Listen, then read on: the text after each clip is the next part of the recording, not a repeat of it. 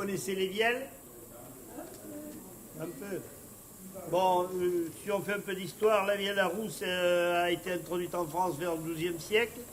À l'époque, c'était la bourgeoisie et, le clergé qui s'en servait jusque presque un peu avant la Révolution, c'est-à-dire en 1750. En 1750, ou alors ils l'ont laissé tomber, elle est partie dans le peuple. Et c'est les gens du peuple qui jouaient dans les rues, il y a eu et qui gagnaient de l'argent comme ça. Alors, comment elle se compose? Ben voilà, c'est très simple. Hein. Elle se compose d'une roue ici, que je fais tourner avec cette manivelle. Cette roue frotte sur un certain nombre de cordes. Suivant les vielles, il peut y en avoir 6, il peut y en avoir 4, il peut y en avoir plus. Et ces cordes sont réglées ici avec des clés, qu'on appelle, et elles sont réglées en sol, en do, en ré, suivant ce qu'on veut faire. À l'intérieur, ici, il y a ce qu'on appelle les sautereaux, c'est-à-dire c'est les notes, ni plus ni moins, do, ré, mi, fa, sol, la, si, do.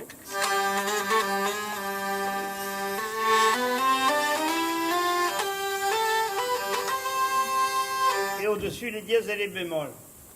D'autre part, on a une petite pièce de bois ici qui saute, qu'on appelle le chien, et c'est lorsqu'on tourne la manivelle, qu'on donne un coup de poignet, que ça fait un certain bruit.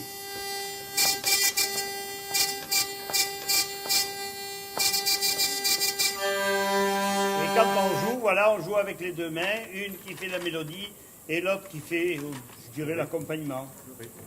Voilà.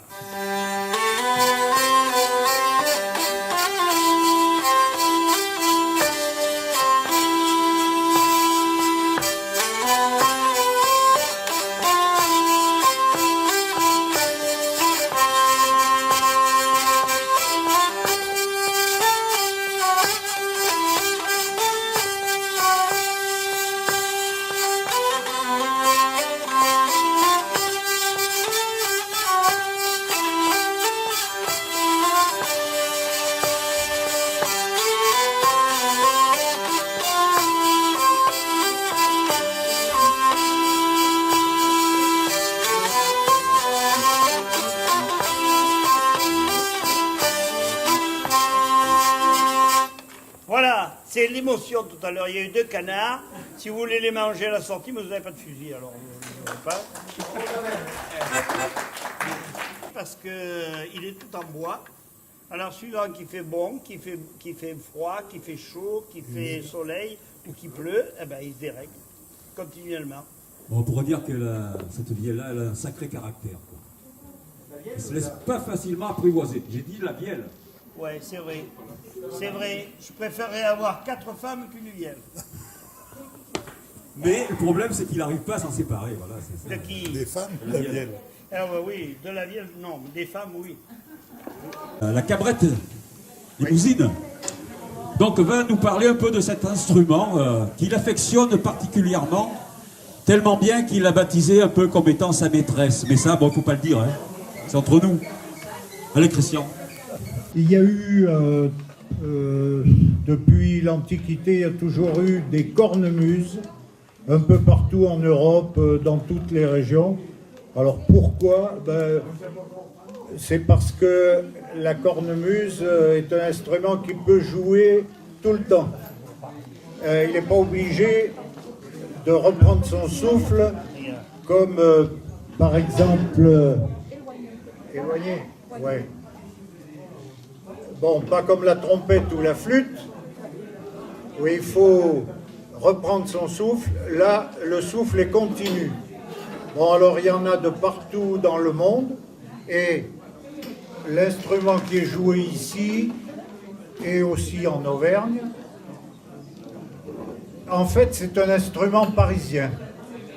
C'est un instrument qui est apparu vers 1820-1830 à Paris, et qui découle directement d'une musette aristocratique qui était jouée à la cour et qu'on appelait la musette de cour.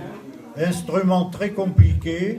Bon, il y a eu la Révolution, c'est tombé, les nobles ont arrêté de jouer de la musette de cour, et ça a été récupéré bizarrement par des émigrés auvergnats, qui étaient pour la plupart marchands de charbon ou porteurs d'eau à Paris. C'est un bricoleur parmi eux qui a modifié la musette de cour, qui l'a simplifiée. Il a enlevé des bourdons, il a modifié la perce. Par exemple, il l'a percée coniquement et non pas cylindriquement comme la musette de cour, pour que ça fasse plus de bruit, tout simplement.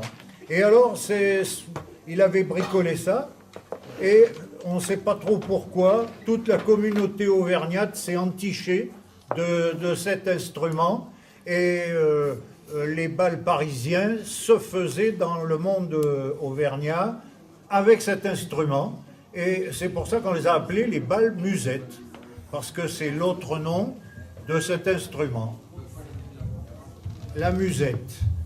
Voilà, donc la musette ou cabrette a fait danser toute la communauté auvergnate de 1850 à 1900, à peu près, seule. Et à partir de 1905, je crois, il y a eu la rencontre avec l'accordéon. C'est un patron auvergnat qui s'appelait Bouscatel, qui avait dans l'assistance de son bal, qui avait un Italien qui s'appelait Péguri et qui jouait de l'accordéon. Et les deux ont eu l'idée de s'associer pour faire de la musique auvergnate. Et donc les bals musettes se sont faits à la musette, à la cabrette, donc, et à l'accordéon. Et puis, il y a eu la guerre de 14, et après la guerre de 14, la cabrette, petit à petit, s'est éclipsée. C'est l'accordéon qui est resté seul, mais le nom est resté. Même quand l'accordéon jouait seul, c'était quand même un bal musette. Et même encore, ça a duré comme ça jusqu'à nos jours. Voilà. C'est de la famille des cornemuses, mais elle a des différences avec celles que l'on voit en Écosse, en Irlande, en Berry, en Bourgogne ou je ne sais où. C'est que la réserve d'air, bon, c'est comme dans toute cornemuse, il y a une réserve d'air qui est ici. Cette réserve est alimentée par un soufflet qui est sous le bras droit, c'est lui qui gonfle, alors que d'autres cornemuses sont gonflées à la bouche.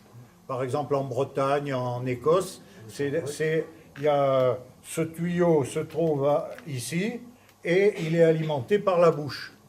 Bon, là, la réserve d'air, elle vient d'un soufflet. Et c'est parce que ça lui permet de boire en jouant. Vous voyez, C'est ça? c'est un soufflet de cheminée qui remplit le sac.